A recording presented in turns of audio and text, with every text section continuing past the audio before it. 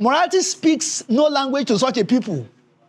When a man is not sure of what to eat and is ready to eat anything, he eats badly. He eats anything. Anything. At that level, he has been reduced to a cannibal. He eats anything. It is that level of resistance that we have not gotten. And that is why our rulers are not listening to what we are saying. Homilies do not appeal to oppressors. The only thing that can convince oppressors is to know from experience that the oppressed have the capacity to wreak actual violence, to retaliate their oppression, which is another form of violence. When violence speaks to violence, they understand each other. Because the white man came like the uninvited early morning sun, and the war came, survival became the primary thing. A society that bothers so much about survival bothers nothing on anything good.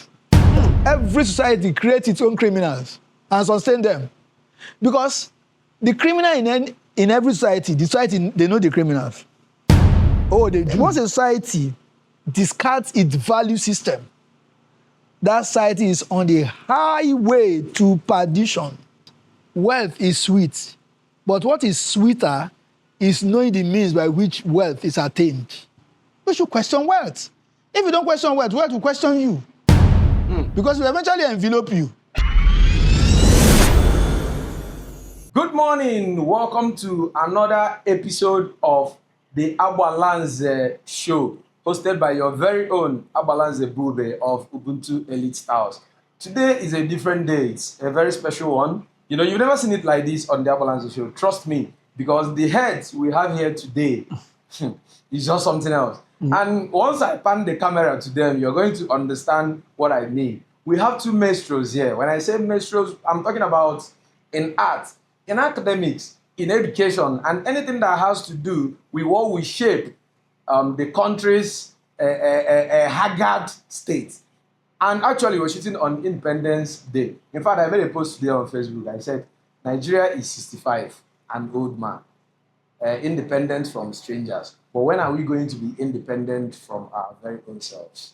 You know, and today I have in the studio two men that will blow your mind. Today is not about question and answer. Today is going to be a free conversation. Because we have been conversing here since morning. And what I've been hearing is not something you can script.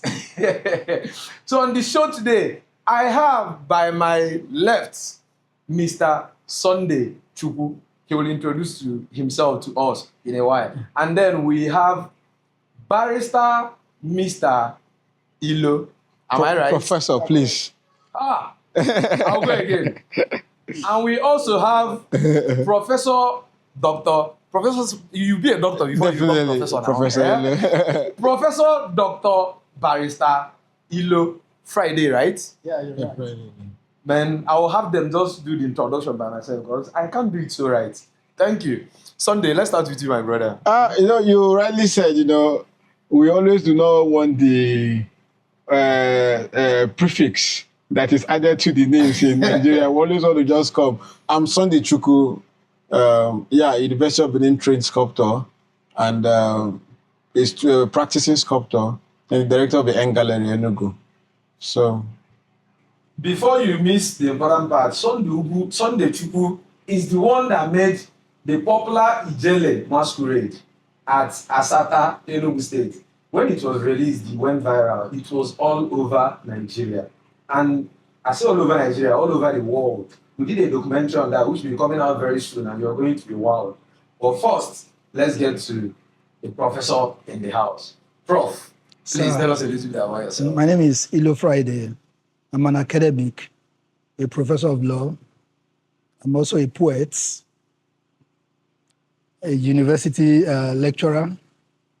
That's what it is. Sunday actually forgot to tell us that he's also a poet. We have two poets in the house. And I'm sure today, being Independence, they must have released something on the internet, some poetic settings that we'll go and look at later. Even if they don't, I'll make them release one. So on the conversations today, Prof, I think I'll start with you. You're a professor of law in the university. And we also have Sunday here, who's an art lecturer in a polytechnic. The system, we'll start with the system of education in this country. Okay. Because I keep telling young people, it's not just about going to school. Because if you look at a lot of people that graduated today, the poise to build a better nation. You can't even see it in them. It's not looking that like the system numbs that angst inside them more than the society does. You understand? So please, I first of all want us to get into the educational system where you both are as a lecturer and a professor of law. So I want first of all, I'll start with you, Sunday. Sorry. The students' relationship with art in your school where you teach. What have you to say about it? Well, so far so good. We're working tirelessly to instill not just art, the prowess of creativity and skill acquisition. Because owing to the direction we're going in this part of the world, the theories of academy no longer do justice trying to help the young child. I usually say that is a saying that Picasso said, every child is an artist, but the trouble is remaining an artist. What does it mean to be an artist? Being an artist is a creative endeavor that allows one to have a self-expression in either creating visual, performing art, or a liberal art. But in my own space, where we do visual art, we have to do with painting, sculpture, graphic design, textile design. Is an endeavor that if one finds he or herself in it, after school, one could be able to start up something that would help you in life after school. Yeah. So my main objective is to ensure that after imparting the knowledge to you or influencing you or trying to inspire you, I want you to be a better version of yourself without having hope on the government of the day trying to get job opportunities. And so far so good. This idea we're impressing. We have the students embracing them because it's obvious to the blind. It's visible to the blind that if one does not have a skill, and part of what in my undergraduate project in the University of Benin, titled 21st Century, I predicted that in 2025 and 2030, this is about more than 12 years ago, I predicted that if care is not taken, technology would replace man. And if you agree with me now that the number of workers in the bank now is not what it used to be because technology development, even ATM, when was the last time you used an ATM machine? So we have plenty of technology development that have replaced man and will still be replacing man. You see what is happening with the AI, where people no longer even look for secretary or anybody writing speech for them.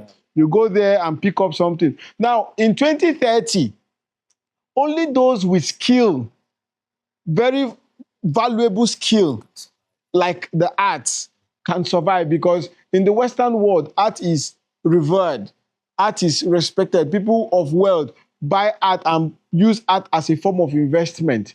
And I am teaching my students from that perspective that art is no longer an aesthetic thing where you put and say, oh, this is beautiful. I'm saying that art, we tell stories with our art. And if you tell a very beautiful story, it may be something that will speak to somebody and will say, oh, I like this person's art because of the story the work is telling. And also the person will give you a good sum just because of the story your art is telling, because there is an art for everybody. But the thing is, what story are you telling? And I always advocate that people should tell story of joy and happiness amidst the kind of chaos we are facing in the world. So these are some of the impressions I leave and the philosophy I try to create on anybody I see engaging in a creative endeavor, both in the classroom and outside the classroom. Thank you so much, Sonny. Thank you so much. This is very, enlightening, and we'll get more back into it. Prof, my first question to you will be, most young people see law as something very far from them, and how can we make justice relatable to the younger generation in their everyday life? Well, justice is a concept Justice simply means giving to each person his due. It's from the word just. So justice flows from the law, and the law flows from a legal system. So the type of justice you get is dependent on a legal system. And a legal system is dependent, whether for good or bad, on the political system. So justice is a relative term from one society to the other. So if you want justice, real justice, based on law, then the legal system must get it right. Competent persons must run the government. No society rises above its government. Why? Because it's actually the government who runs, who administers, who executes policies and run the society's resources. So that's why people tell you that, look, a country is as good as its government. So if you are told that a house has fallen, it will be absurd if you ask people, is the ceiling still standing upright? I mean, it's like you roasted rats, and you're asking, that roasted rat, can I have the ears? You don't ask for the ears of roasted rat, where it goes with the flame, with the fire.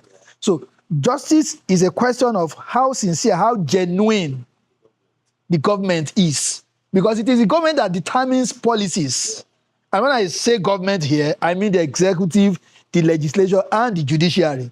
So if you want to have a situation where somebody will say, go to the courts, and you actually go to the court and get justice, real justice. Real justice is justice predicated on the law. For you to get that, then the government must get itself right. The government itself must be ready to abound by the law it has promulgated. Where the law is discriminatory, different law for Peter, different law for John, different law for Okafor, for Okeke, then you can't have justice. What you have is what is called cloistered justice. Selective justice. Exactly. That's what you get.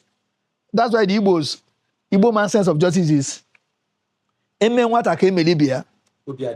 Good. If you treat me as you treat my peers, it's like in maths, you say collect like terms. For you to solve an equation in mathematics, you must collect the like terms. If you don't collect the like terms, you won't solve it. So you must put the figures here, you must put the other variables on the other side, then you're able to solve the equation. So justice is like collecting like terms. You are treating people on the same pattern, not different law here, another law for this set of people. You can't have justice. So once you have that, once you have cloistered justice, once you have justice that is jaundized, the youth will look at it and say, no, this is not justice. They will not believe in the legal system. Because for the law to work, people must believe in the law. For people to believe the law, then precedent, what has gone before, they will look at it and say, when this man committed this offense, was he punished? He was not. When the other man committed, he was punished. Okay, these people are selective. So, exactly. So they will not have confidence. And that's why when you tell an average Nigerian, well, you look, you have to go to court, he will ask you, which court? He will question you right away, aggressively, with venom, and possibly violence. Which court are you talking of? Because, let's call it spade a spade. Or the leaders will even say go to court. Yes. Because they know that it's like go to your room. It's like crocodile. It's like crocodile. You're having an issue with crocodile who is by the river bank. And the crocodile said, well, look, oh boy, if we have to settle these fuse, let's get into water. now we are getting into the court. I said, let's get into water because that is its terrain. And so, I mean, go to court. Go to court. With brazen audacity. So, justice is a question of the legal system. The legal system is a question of governance. That's why most youths do not see they don't see a connect between real justice and most times the justice that is obtainable in this country.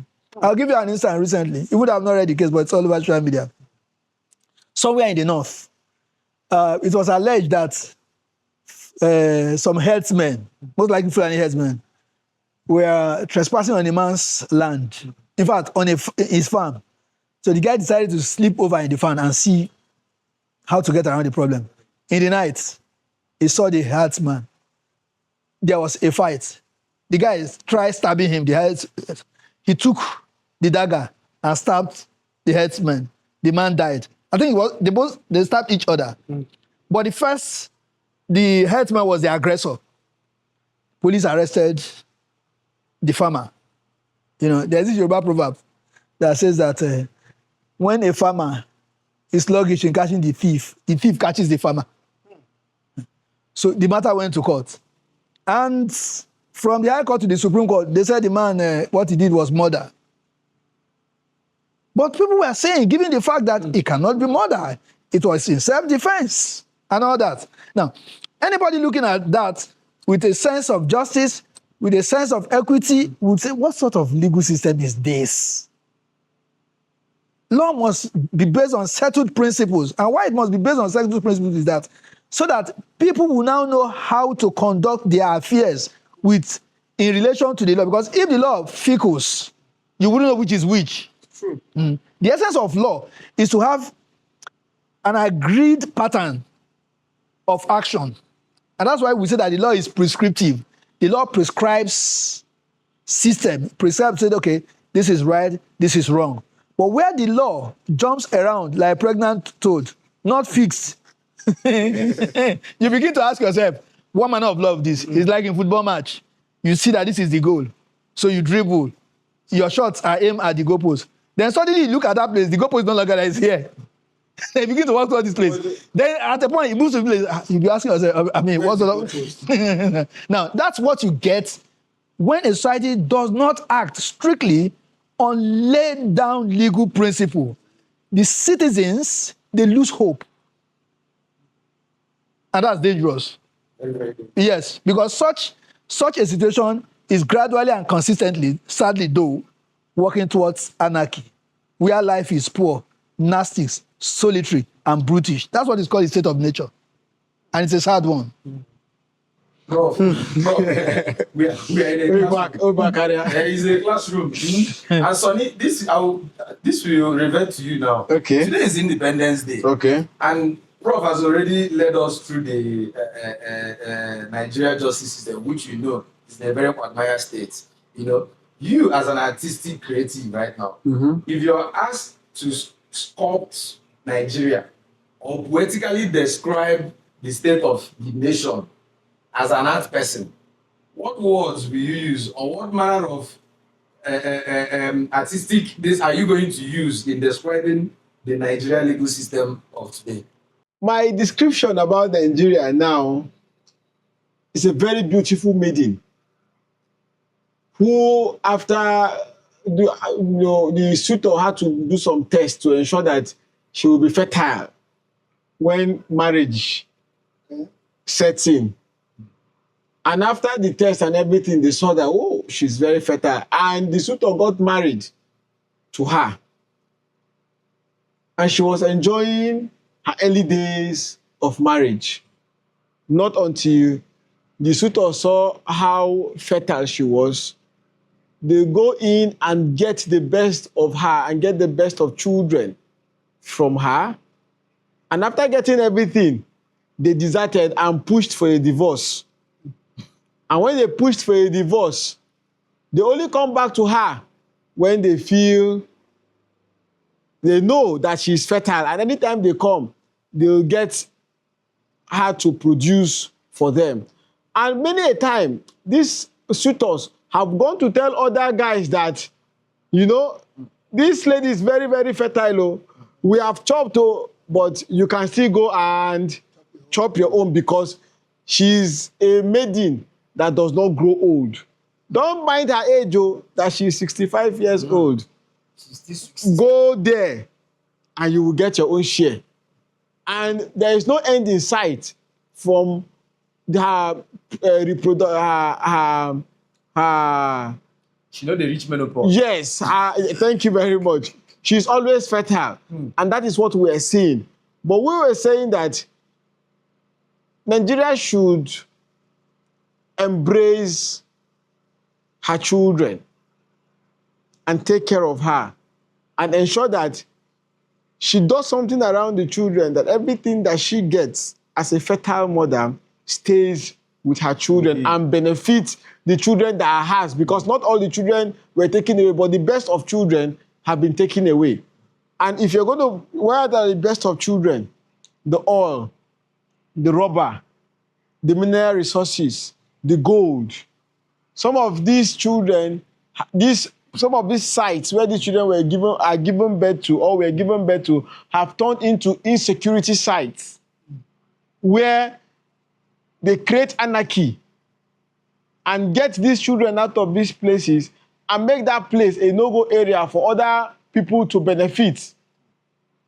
And it goes on and on like that. But, you know, as I said earlier, I keep saying there is hope, but, you know, I'm being warned that there is no hope. But, you know, I feel, and let me speak from the optimistic side, that, you know, someday, this beautiful maiden would know that she is being exploited and abused and come back to what it's supposed to be. That's my position, you know. It's very, very, you know, that's very poetic. You know, it's, you know, I'm just trying to put all these lines in order, but Nigeria is still that beautiful maiden. Check out the deforestation, check out the hills and the valleys, check out all the beautiful things that this country have. But how is it benefiting the young man on the streets of Ogbete Market, or the young man on the streets of, you know, Kano, or the young man, you know, I've traveled very far and wide in this country, and I've seen a whole lot of stuff, and I wish what we had as a country were used solely for our own purpose. Good roads are fine, you know, trying to put schools are in order, but I think there is more we should benefit as children of this country. Thank you, Sonny. That was really very poetic. That takes me back to Prof. Prof, what you said earlier when we started this conversation, Yeah. you said the only person worse than you. I really want you to go back to that. I was trying to say, to describe the state of the nation, you know. I was trying to say that people who are more depressed than I am are those who still think that there is some hope. You see, because I'm a realist, I look at things realistically, and I counsel myself based on those observations. So for me, there is nothing shocking to me in Nigeria. No calamity shocks me. And since I've adopted that mind, I come to have some respites. And I think I'm enjoying good health, mentally and physiologically. I mean, there's a saying in my village, if you ask a man what he has, the man will tell you, well, I have nothing. In fact, I don't have anything. So much that I don't have anything, so that the rat does not even steal from me. You get the rat comes to you. Yes, there's nothing to steal a hand. That means you are yourself. You're gone. So for me, it's sad that we wake up and we hear that some hoodlums or Fulani headsmen or killers headsmen went to a particular village and took people hostage and killed people, and we are so numbed that we don't even think about it. You know, there is a level that one's psyche is assaulted by orgy of killings. That the sound of dead persons, we lost 50 persons, 100 persons.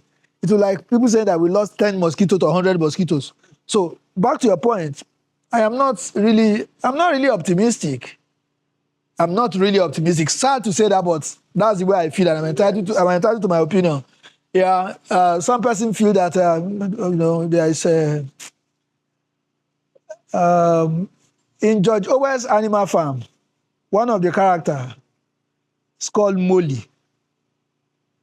I think Molly was a hen or so.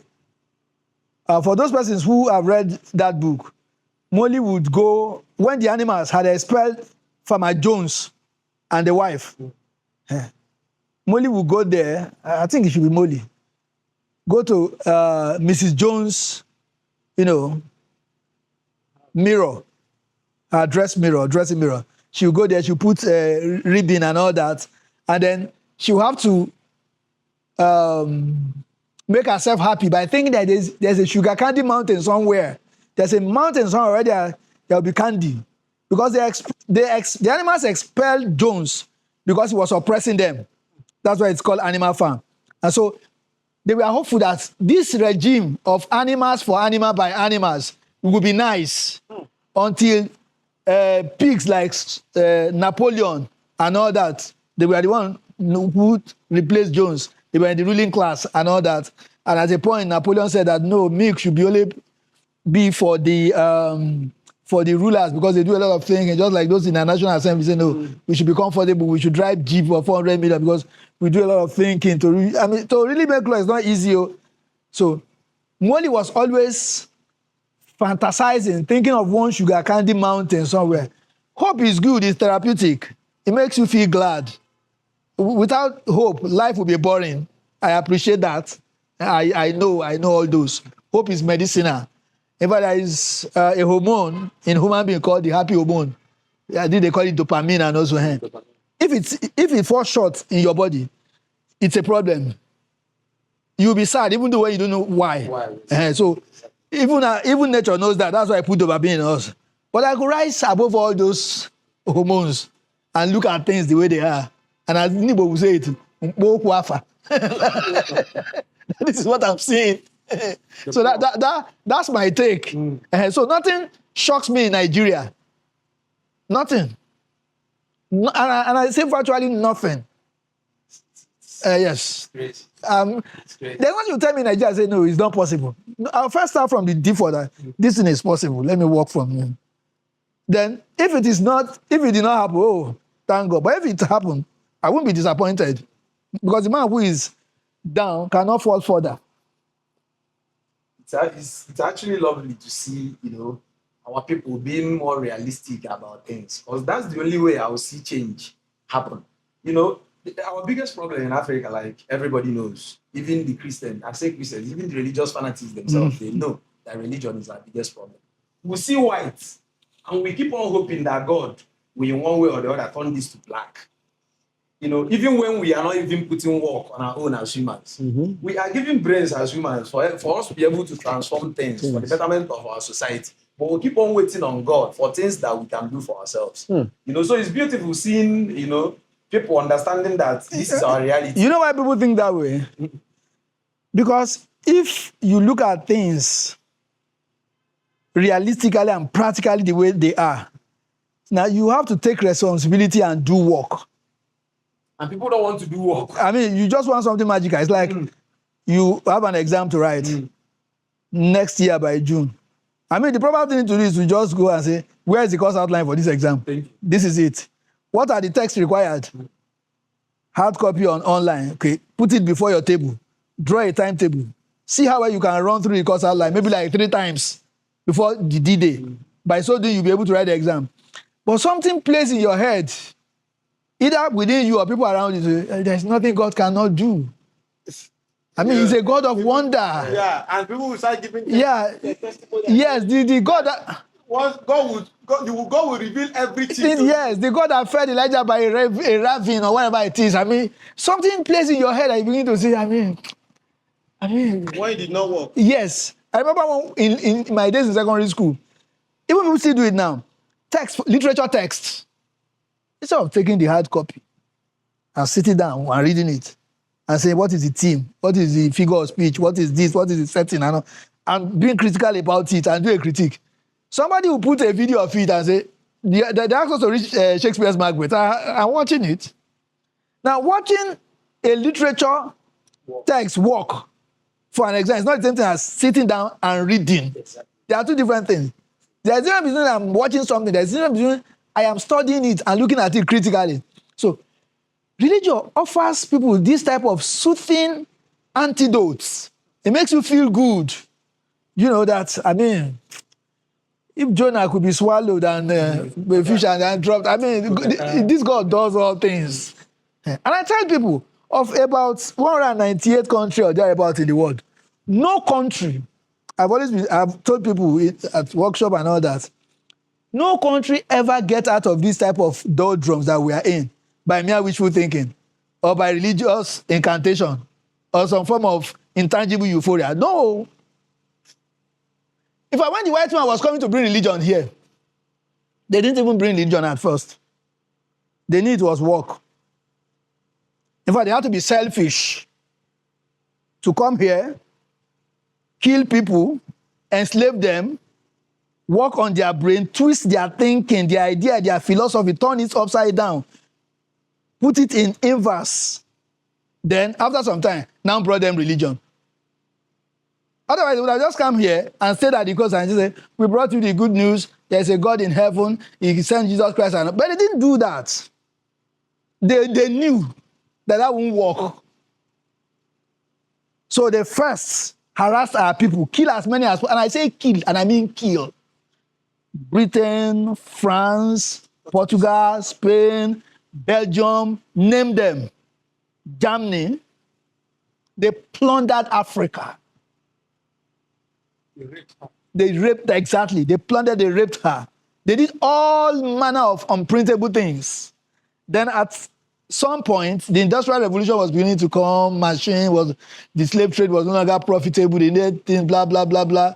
Religion came in about that time and all that and all that. So all these nations, they know that the best and the only way to go, if you have to move anything forward, is walk.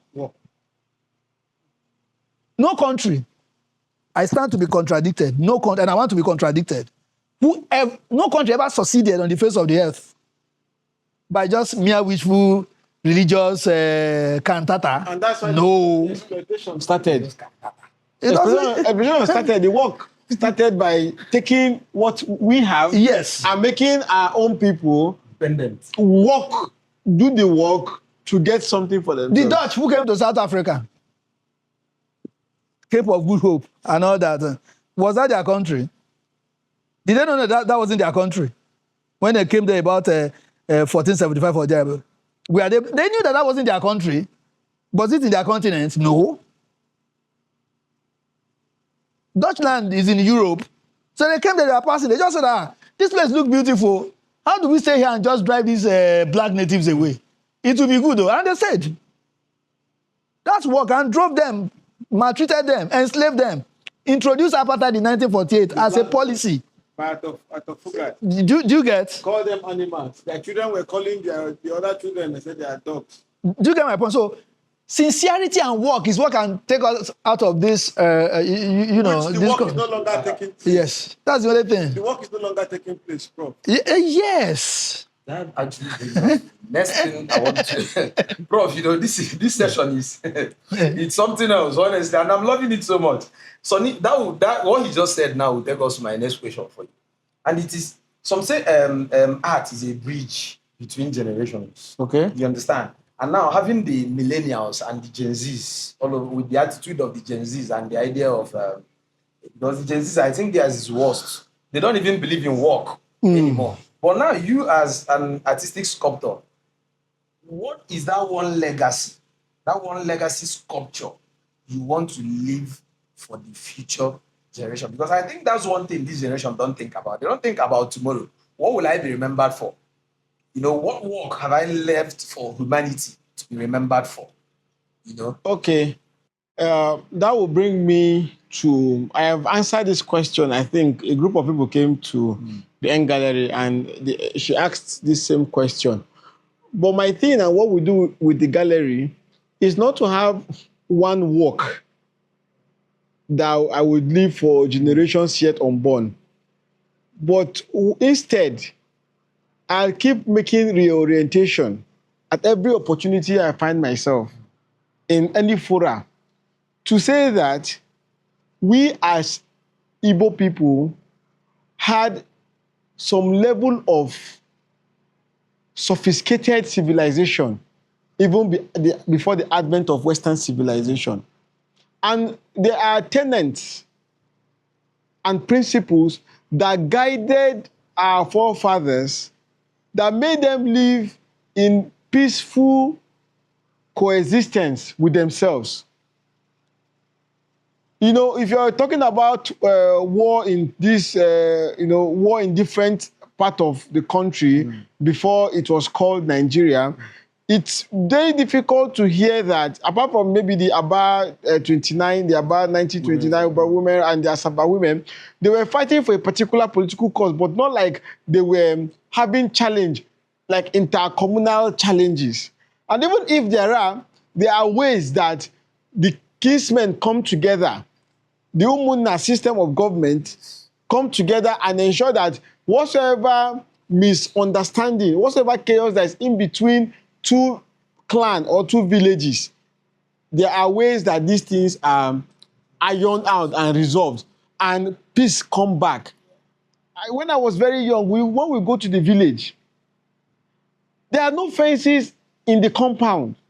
You will just see like houses from here to even up to Ogui, and everybody, you can stray into anybody's compound and pass. In fact, you can pass this compound and move to this compound, and there was nobody raising any eyebrow of you being anything. Do you know the funny thing? If you're thirsty, you can as well take from a general pot that are in everybody's compound.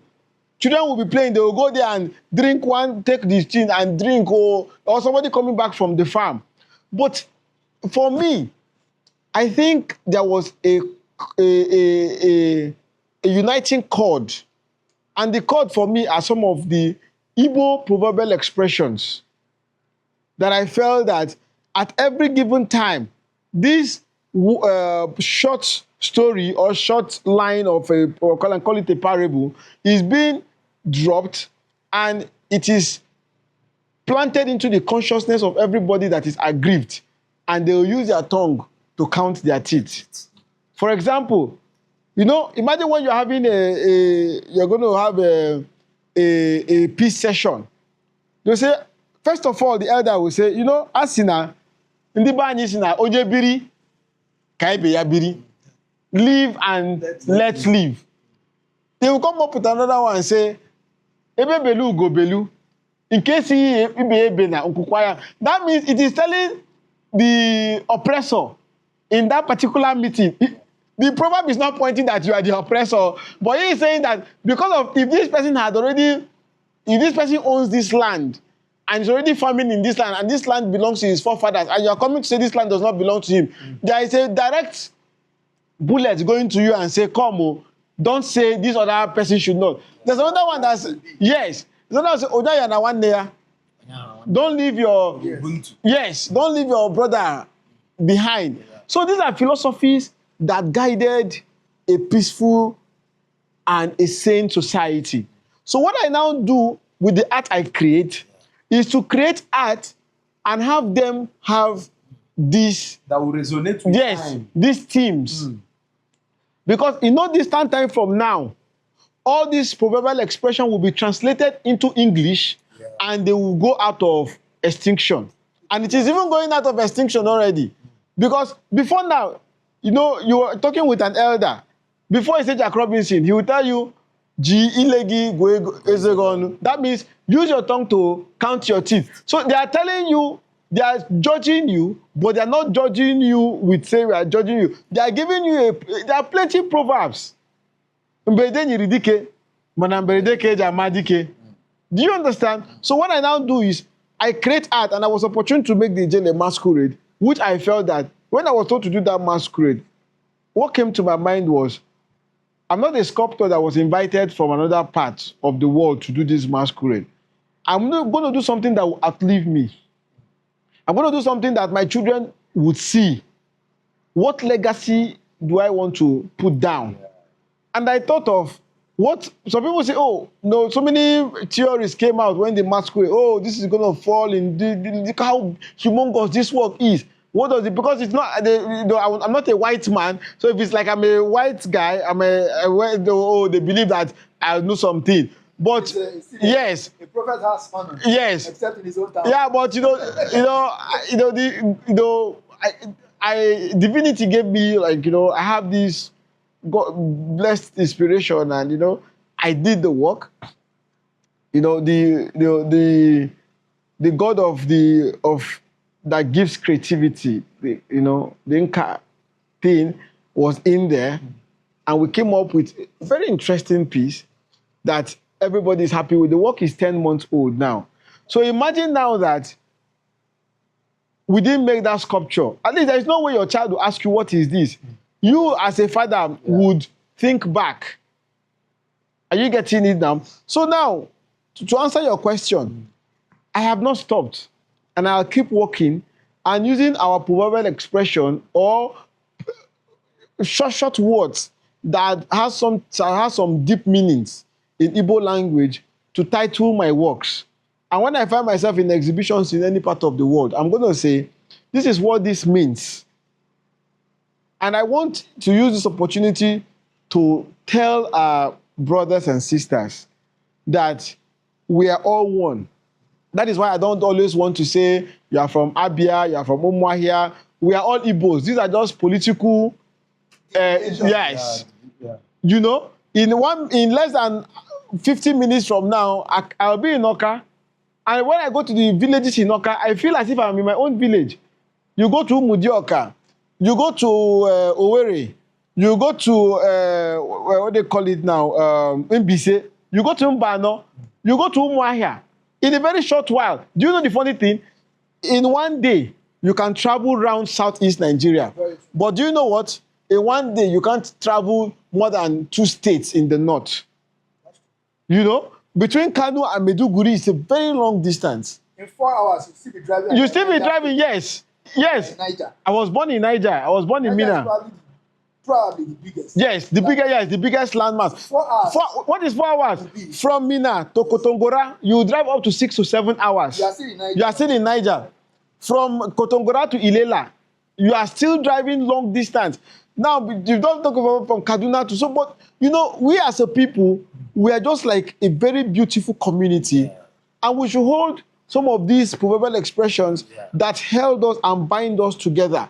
Because people no longer pay attention to what everybody is just everything that is making us. People are cutting it.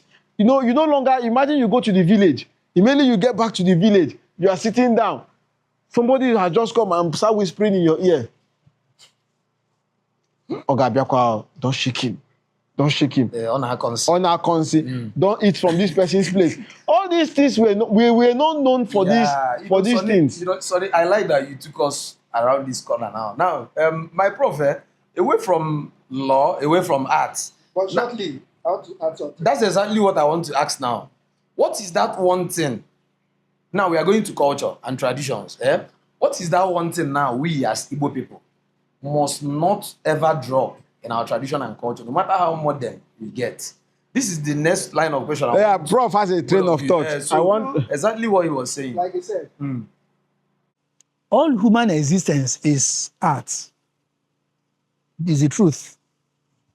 It is art because language is art. In our language is our proverb, it's our idioms. These proverbs and idioms tie us to our culture, to our custom, to our past, our names, all this.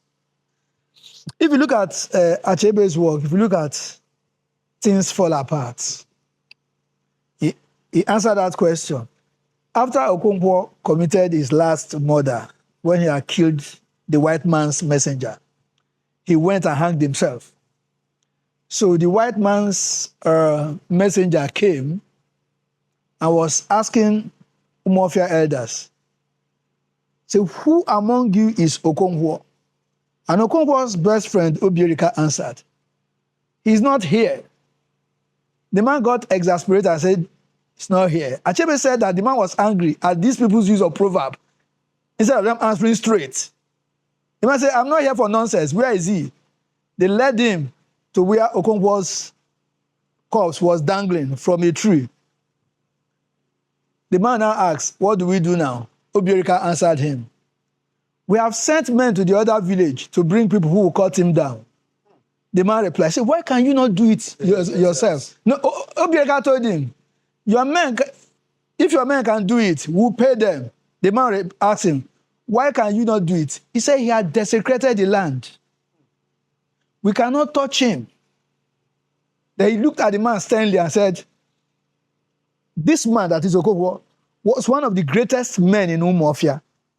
Now you drove him to kill himself. and you'll be buried like a dog. You have put a knife into what held us together, and now we are falling apart. Now, because the white man came like the uninvited early morning sun, venturing into places near and wide. Uninvited. So the white man came, nobody invited them, they don't owe us any obligation to come here and scatter our life and make a mess of it. We had values. Every society has values. Every society has custom. Now, one of the reasons why our people behave the way they do was because the white man came and scattered things. Things fell apart. He said, you have put a knife into what held us together, and now we are falling apart. You have come to tell us that what we believe in, our lifestyle, is not good enough for us. You have brought in foreign things. And in such a situation, there is going to be chaos.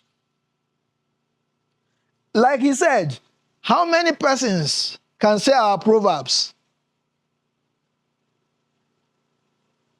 And that was why if you read the book, things were apart. When they saw trouble brewing, when the Umuafia elders saw, they knew that trouble was coming. Because as soon as the white man came onto the scene, what they had sacred became desecrated. So they knew there was trouble. And that was why one of them called the meeting and said, our fathers are weeping. Our gods are also weeping. So, the question is, we must recover our values.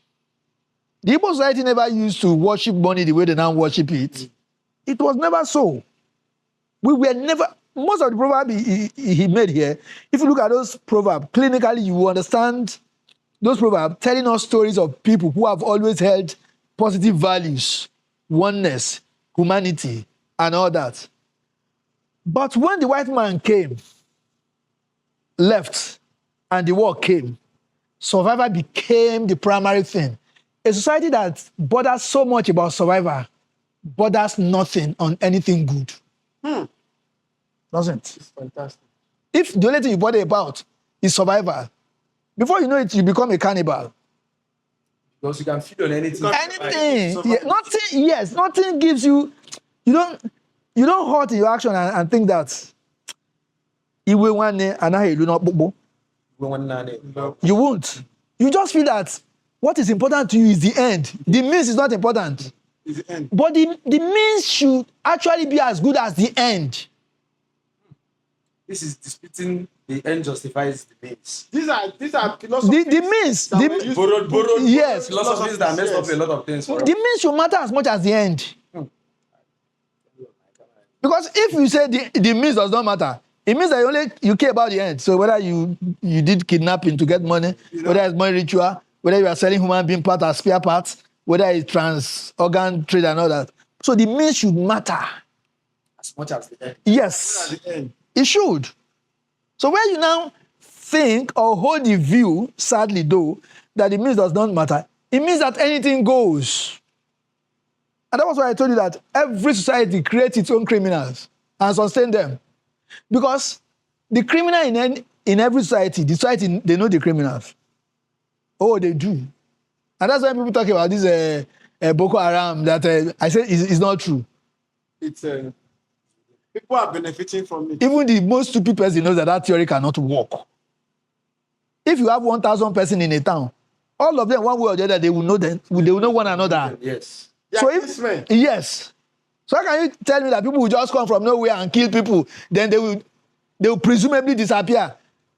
I make press statements. Yes, they will not be talking. And they have faces. We even pay ransom to these people. How?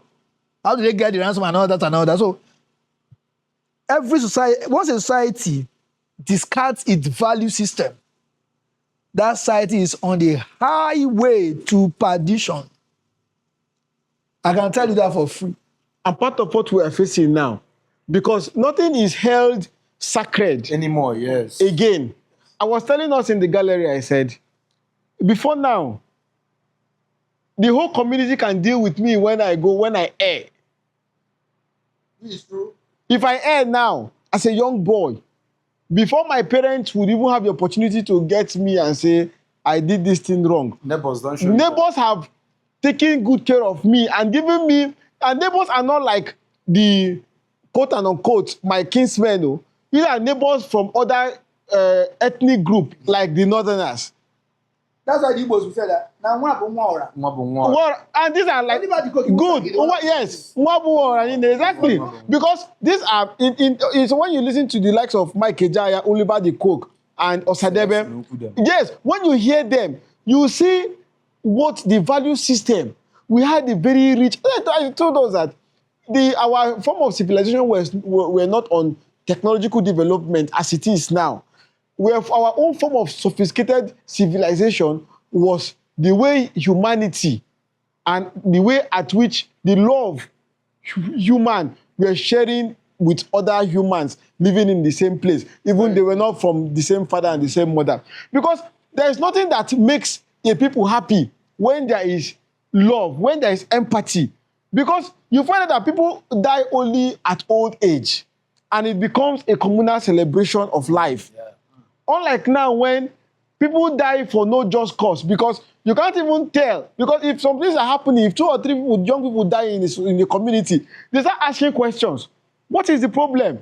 What have we done wrong? But that Question that they ask, or they should have asked, nobody ask it if you suddenly sprout up like a mushroom and become rich without a very recognizable source. Instead, you are being given a proverbial name. No, Like that. No, people will compete as to who gives you title. And those titles are always verbose, vacuous, empty. Title like Agujebwe. They even have one that I find very ridiculous. Mwata ego nelubelisi. Agbalanze. Itokwana this table. Actually, they won't scatter this table. You know what I'm saying? Mwata. Even No, I'm not coming to the table. look at My own is very no, look at that word. Look at the morphology of that word. Mwata. They know that this guy is a small boy. Mwata is a small beginning. Ego. Nelueli easy. How?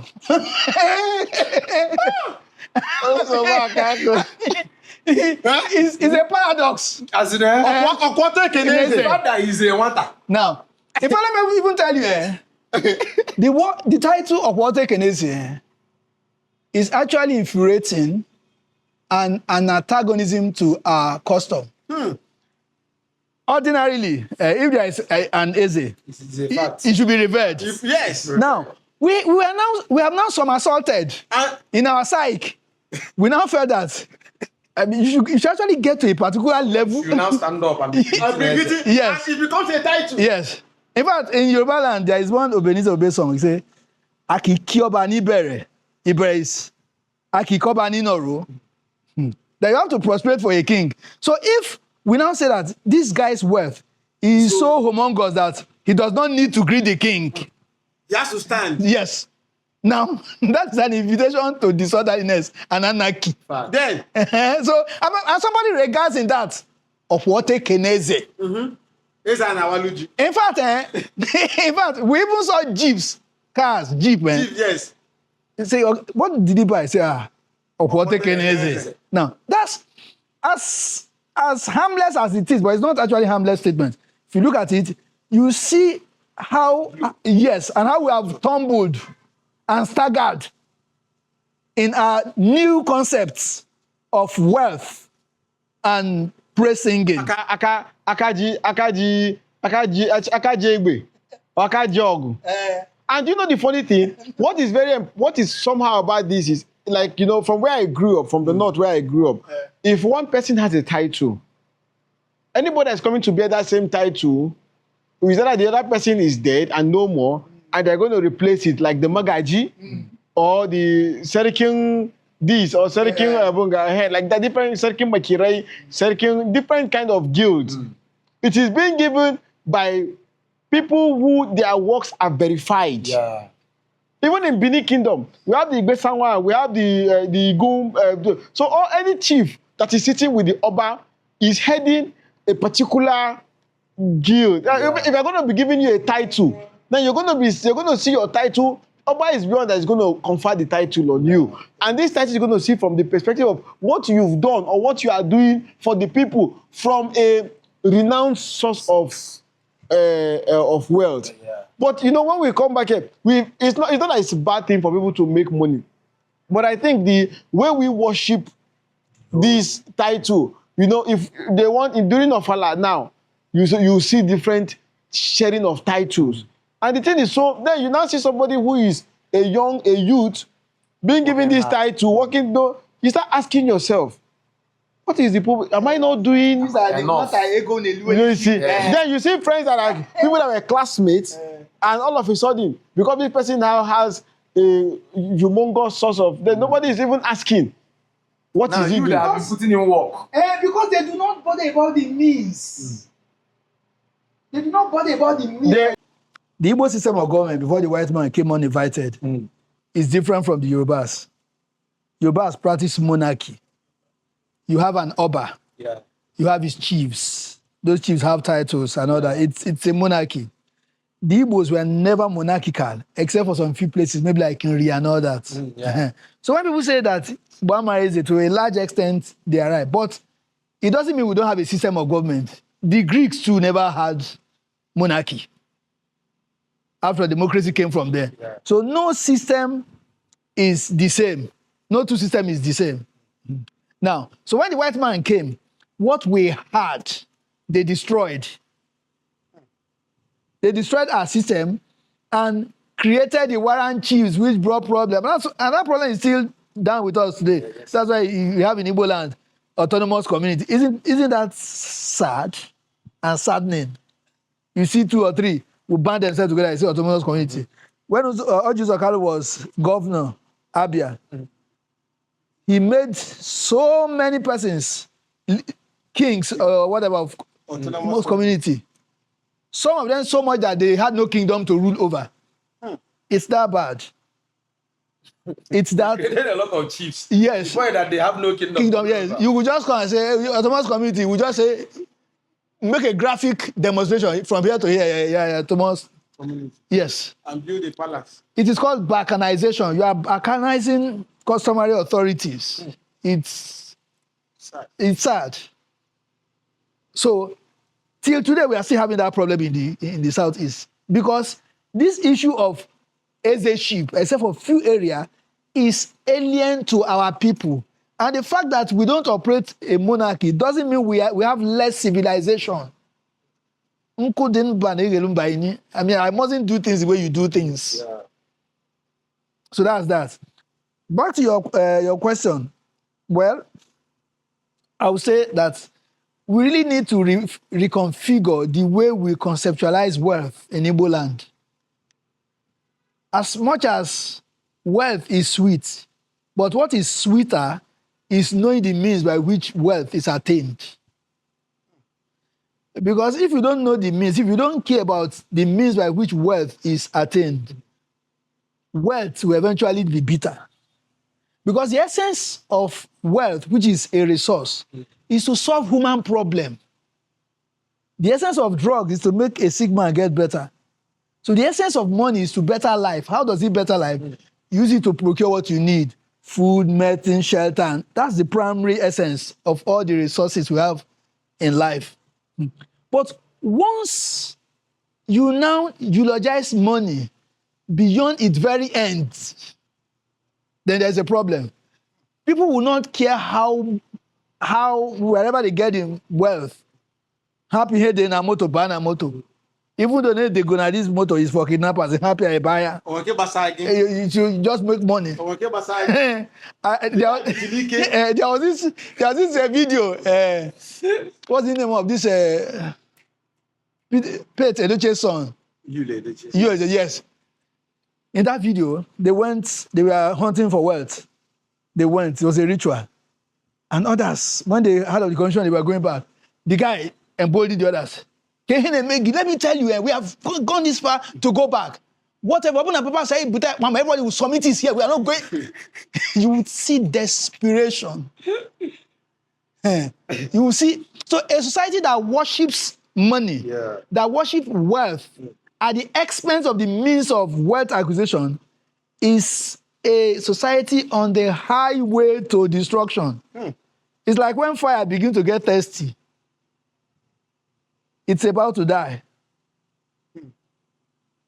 So once you say, just bring it, Ocha Butia, Ocharo Butia, you're on a highway. Because people will do anything to get money. Drugs, kidnapping, all manner of things, they will do it. And so, yes, and so the very end, which money should have brought, which is actually happiness, better life and all that, it will bring the contrariness of that end. It will. There's no two way about it. There's no two way about it. Recently, we saw what happened somewhere in Isiago. Remember that story? Yes. Of the guy who was fleeing after. So oftentimes when we... Nothing as you said about that, even up to tomorrow. oftentimes when we blame these criminals, but the truth is that most of us as criminally minded, and we also help in propping him up. Let me tell you, if there is no receiver of stolen goods, the person who steals goods they will depreciate, they will reduce. But once there is a market, Enablers. the enablers, yes. Only hand at Uko in the village, Uko in Igbo land, in Igbo man's kitchen, they use bamboo and all that. They store things there, like palm oil and all that. Yeah. To climb it is not easy, right? And if you climb it, and there is palm oil, to steal that palm oil, you cannot come down with palm oil or with goods. You will need somebody down to help you. Yes. It cannot be a one-man crime. So, if society do not praise those who get wealth by way of ill way, they won't. What gives wealth value is people that look onto it. That's what gives wealth value. If there are 1,000 persons in Enugu and you come with a lot of money, and then on one side, people just bone. Out of that 1,000, maybe like 5 people just say, I mean, it has no value. You feel bad. You feel, yes. Jesus said it. He said, salt is known by its savour. He said, when salt loses its savour, what does it? He said, man will trample upon it. People love salt is because what? It sweetens their food. Once it does not do that, well, who cares? You throw it away.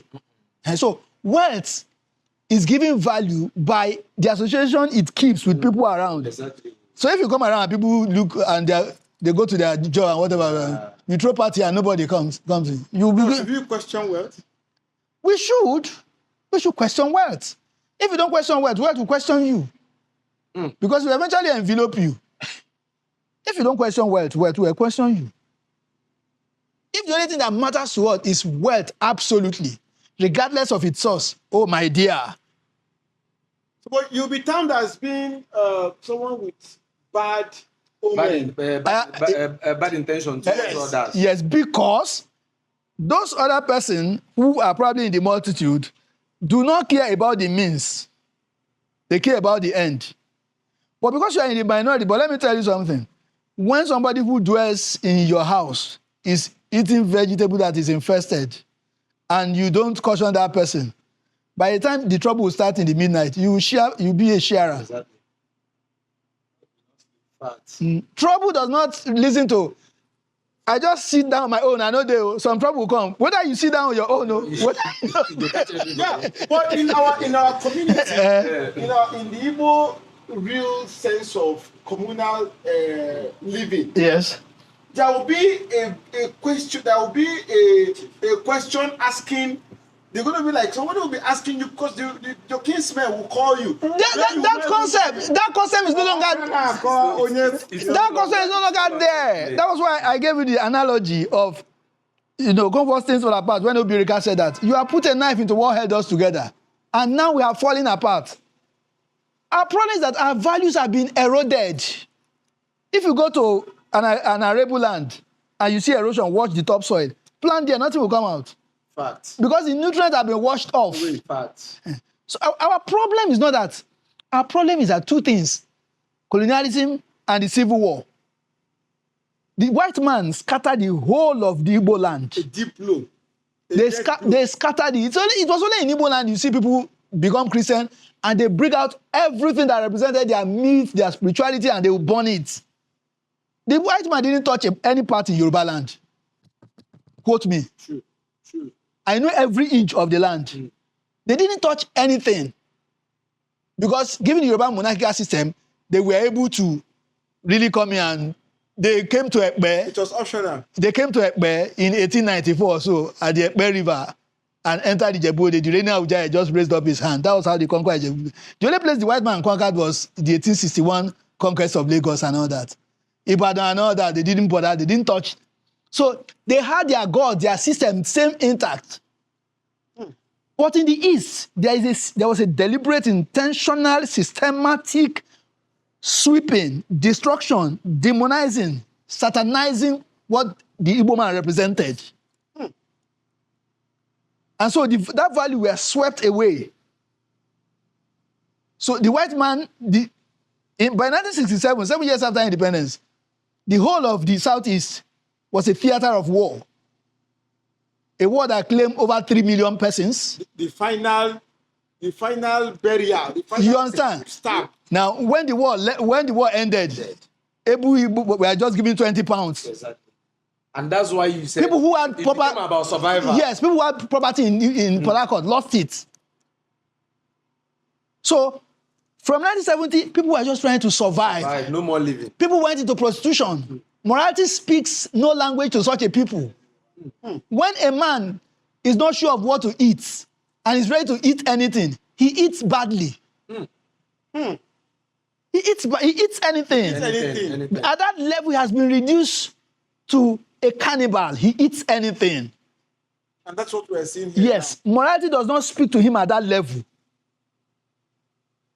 That's why in serious-minded society, things like food, clothing, shelter, and medicine, yes, there is a minimum standard.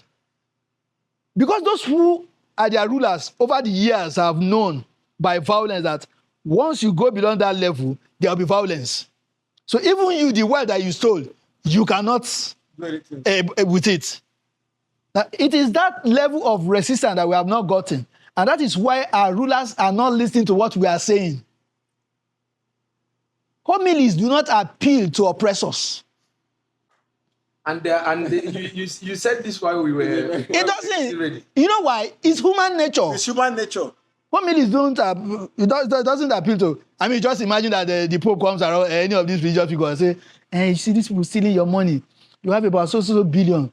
Just give the masses this quantum. Let them be this." Like, you think they will listen? Instead, that altar is used for propagating of their ill-fated. The only thing that can convince oppressors is to know from experience that the oppressed have the capacity to wreak actual violence, to retaliate their oppression, which is another form of violence. When violence speaks to violence, they understand each other. which seldomly happens. Yes, but where it happens, violence speaks to violence, they both understand the same language. They will call each other to order. Said it now. Only the violent they get it by force. It's human nature. Even God does not speak to people, if you want to correct them, by homilies. He uses violence. He said, I'm God, and I will visit. He said, what I will do in Israel, any ear that hears it will tingle. He said, I will visit Egypt with a strong hand, and I'll harden the heart of Pharaoh. So God does not come and say, you see, my son, this thing that we should do. Are you saying we should go that direction? He comes with fire. Are you saying we should go that direction, Prof? It's not that we should go. It's not that we should go to that direction. When it is time, that direction will come upon us, and we'll go that way. But it's not as if we'll call ourselves and say, should we go this direction? There will not be homily. No, there won't be. We will just know that we need to go. We didn't have that in our time. Okay, if you are heating water on fire now, water boils at 100 degrees centigrade. you don't need to tell it to start. Once it reaches 100, if you put a thermometer, you see 100. At that very moment, M times T, that water will boil. The water does not need to ask you, make a boil. No. it will answer to a natural scientific cause, which are 100 degrees. Same thing if you put water in the fridge. But once it drops to 0 degree, it will freeze. So the water will not ask you, should I freeze? Condition will make it to freeze. So you mean with all this oppression, when it hits its 100 degrees? Yeah, we've not had enough of that operation. So you We have mean, more to come. you mean they should press our neck? Yes, the even more- Awolowo said it. He said, when the time will come, you will rise, and you will fight for yourself. But it's true. It's not about civil society. Our neck has no. not been pressed It's not enough. about civil society. No, It's like- our affliction is not that heightened. I'm telling you, when it heightens to that level, that's why Dibos will tell you that. Now, why go cheating? You don't need to say, I know you are deaf, but no. You will see. Once you see all that, Eh-heh. take off. You don't tell a man who is blind that there is salt I saw it. in the soup. Well, yeah. His taste buds are alive and kicking.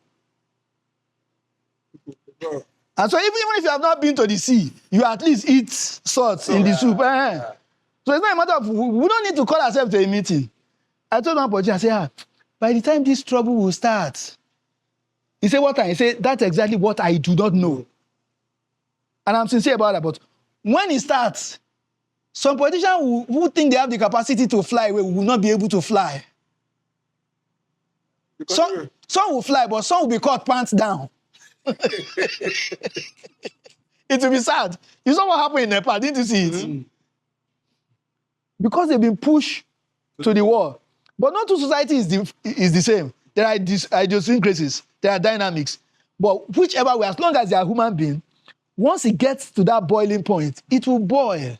Because even those that are even protecting the conscience of the day would be forced to join The masses. Let me tell you another side to it.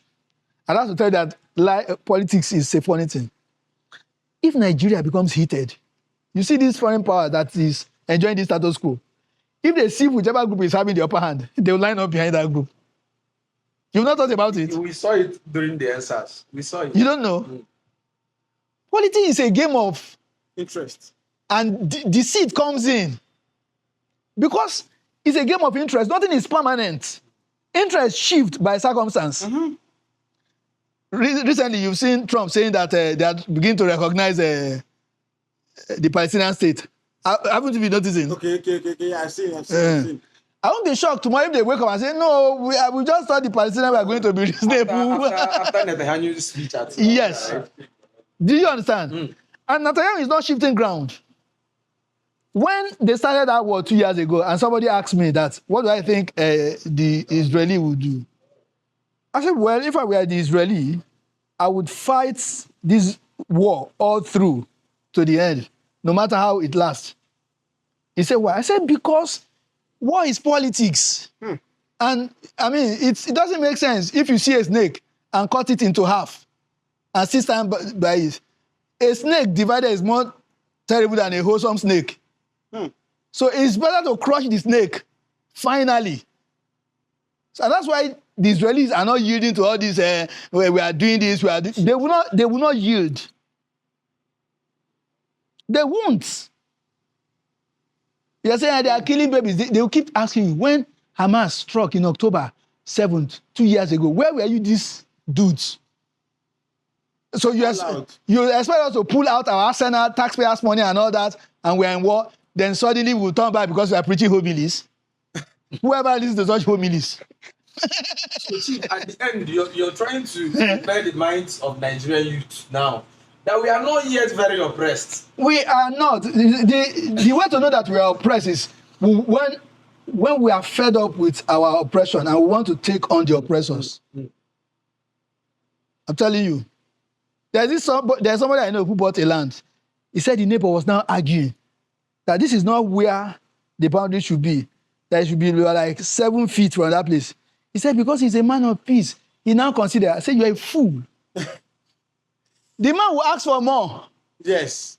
For the fact that you succumbed to that. Yes. He said, what should I have done? I said, well, if it's me, I would have done either of two things. 50-50. Either I say that is where it is, or sadly, I would say, well, that's not where it is. It's actually 7 feet into his own land. So that you take away that mindset of Yes. succumbing. He will also know that you're also an oppressor, but you are just. Do you understand? I had this experience. So if he says, supposing this is where this ring light is where the boundary is, truly. But he's not saying no. It's where this gentleman is sitting. And this is my own land. I'm saying no, I'm even magnanimous. This thing should have been here. Yeah. But now that you have reawakened me, that I've been playing the fool, it's no longer here, it's here. It's here. Now he will be forced to want to defend his own territory. I said, this is where it is. Yeah, I've had this challenge. I went for a school run and I was coming. This guy in front of me was rolling back because of the topography of that road. And he hit my car. And he came down, was shouting that you passed my car. And he intentionally was reversing to allow other vehicles. I said, I came down and said, and it meant that you were stationary when he's. Exactly, I was stationary. He didn't say that. I said, you must be very, very. You were the one that hit me. He's opening every motor. So the two cars were already like this. So he said, oh, if you go forward and he sees that anything happens to his own car, that I'll be in trouble. Because I said, you'll be in a bigger trouble. it is cheaper sometimes to be the aggressor. To shift the ground. No, it is better to be the aggressor sometimes. Because it's difficult defending. Imagine this is a football match and we are defending, and these people are assaulting us. You're likely to concede. Yes, because the hit will be on us. Yes. But when you are up there, out there, Yeah. They'll be defending. and that's what the oppressor use. Yes. Every day. So they come with different, Oppression. They may even create problem and pretend to solve it. then the gullible masses will say, this man is working. He's trying. It's like, I keep a tiger here now, a lion, and the lion runs out. And I start chasing it because he wants to mow down somebody. And I am able to catch it and bring it. Somebody who does not know that I'm the owner would think I'm a good Samaritan. Who just saw me, he didn't know it came from my house. Who said the tiger was coming, and that man came out. And it was just after it. He will not know that I'm trying to dodge responsibility. He said Destruction of the tiger. Yes. Say, no, the man is so humanitarian. and he caught it in and held it and took it to his house. And took the tiger to his house. And he may even make headline. And now, press people will come and be saying, sir, we saw your humanitarian work. Then I'm even play on it. Yes. And say, you know, what are we for? What is good neighborliness? You know? And yes, they'll not give you a title. Ojake Tibago. And before you say Jacobisi, they'll not give you commissioner for science. This has been it, man. Meanwhile, some of my guys go know the thing. I close door like this, you go to pump champagne. They will tell you, boy, you're a bad boy. But thank you so much, my chief. That's what Yoruba says that. There are some people, they will be the one that will invite the thief and also invite the owner of the farm. So that they will clash. The clash of heads. So that there will always be job for him. You say, this is your farm. People come to steal here at 6 o'clock. You want to tell the thief that this man's maize is ripe. And he doesn't stay there. He doesn't appear to want to harvest it on time. But I know you guys like this is ripened maize. You can help yourself to eat. And there will be clash. Yes. Just like the man, the DBA that the cockroach went to meet and say, DBA, the way chicken is moving about these days, eating cockroach, you have to do something for me, otherwise I may be eating. The DBA looked at me and said, okay, take this juju, it's disappearance. Once the chicken is, you will disappear. The chicken visited the DBA at another time and said, it appears cockroaches are beginning to get wise these days, and I have to do something, otherwise there will be hunger in the land. The DBA now gave the chicken another juju that will enable him meet cockroach. Should he have done that? No. He shouldn't. He shouldn't, because he's a creator of confusion. Yes. He cannot give this one juju for disappearance and give this one juju that will make him see this one even when he has disappeared. It's said by Robi wrote in Abakaland. Okay. Traditional doctors keep secrets their diagnosis. But the water one will drink does not flow past one. The wind will blow and we'll see the ass of the head. No. That is what Esai Nairobi said. He said traditional doctors keep secrets their diagnosis. The traditional doctor will not tell you so that person came. Instead, there will be a counter portion that he will give to you. That is if the DBA is a good one. But if it's a DBA that wants to get money from both of you, he will claim he has nothing to lose. He will give you Both. yes. And when you meet anything that happens, That's your problem. even if anything happens, you will still come back. So it's no Because he's shrouded in mysticism. He's mystic. He will tell you that no, there's a particular thing you did that you ought not to have done. Shouldn't have been so. yes. When you become a self. You say, oh God, I did, and you say you didn't do the right thing. yes. Thank you very much, my people. Sorry, my last question to you before we just close up with the games, and it's a very important question, at least for me personally. With the whole level of education we have in Nigeria right now, which we all know is on the derailment, just like you said, your students won't even come to class, they complain of hunger before they even get to school. And with the whole idea that people that go to polytechnics are the ones that couldn't secure admission in a university, what are the things you would like to see put in place for this level of education to improve, at least for it to be enticing for students to be part of it?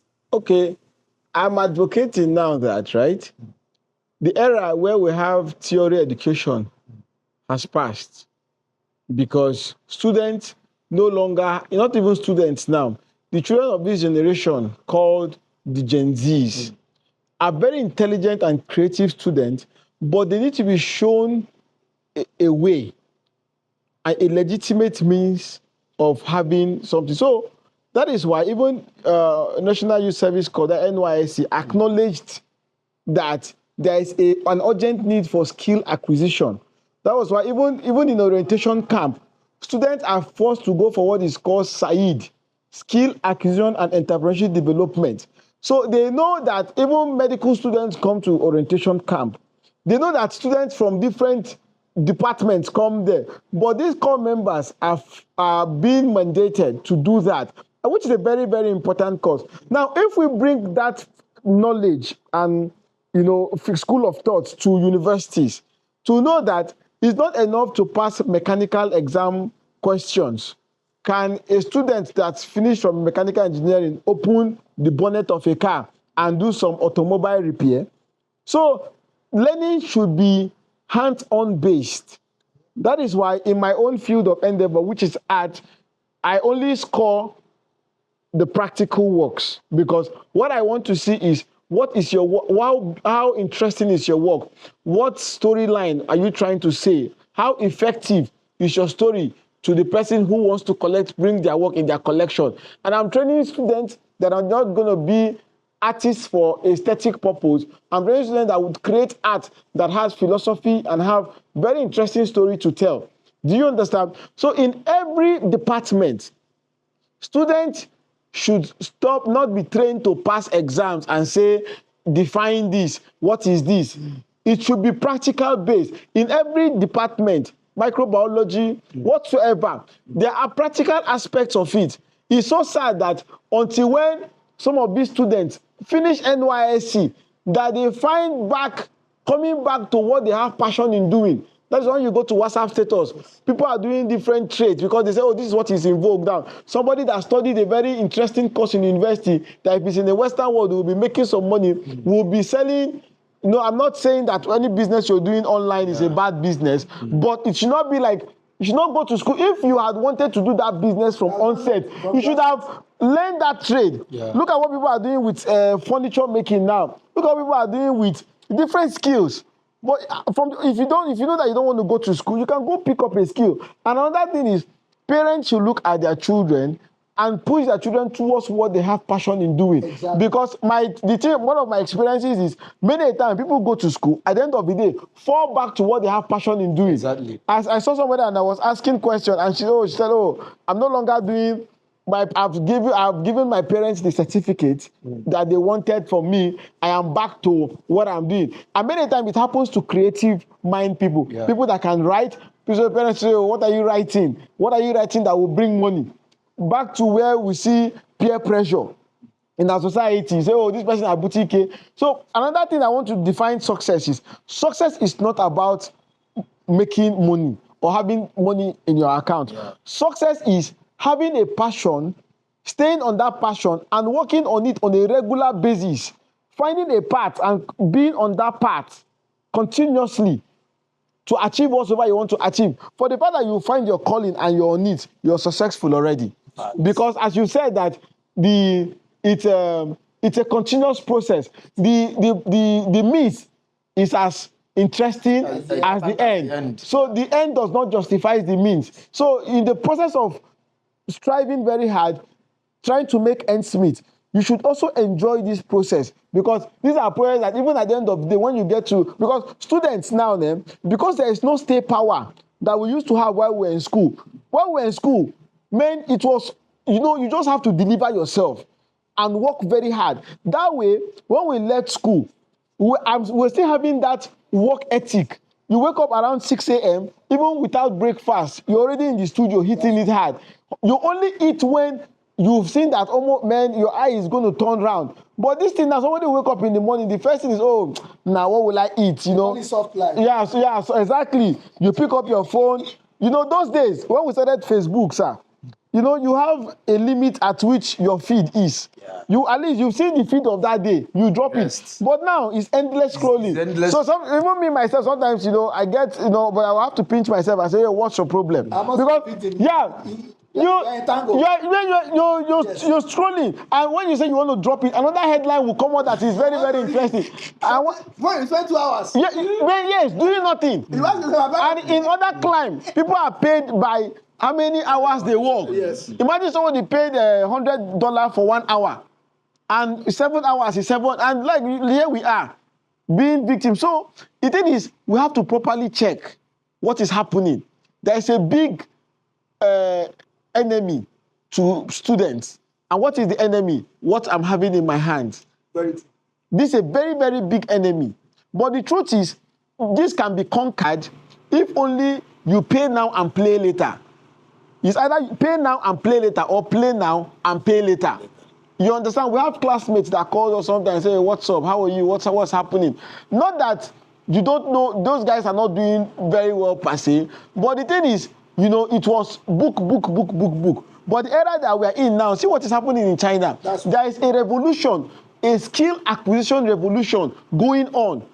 I'm calling on institutions to know anything that is students, any course they are studying. Tertiary institutions should have a skill acquisition training ground that will enable a student, after going for lecture, will choose a particular trade he or she wants. It can be metal fabrication, right? As I did sculpture, I do metal sculpture, but I found that, man, if I continue with this, my sculpture, I'm going to be telling plenty stories. But I started creating other art that works. I started creating chairs, but the way I would create my chair is not the way this other guy on the street will create their own chair. But it's a call that, not that those other guys, and they are doing their best in doing what they do, but there should be I'm hoping that by God's grace, my kids, before they go to university, they should be able to take care of it. Now, before, let me shock you, somebody bows the hair of the president. Fact. And that person that bows the hair of the president lives in the presidential villa. But how do you package your thing? So education gives you the opportunity to package yourself in whatever.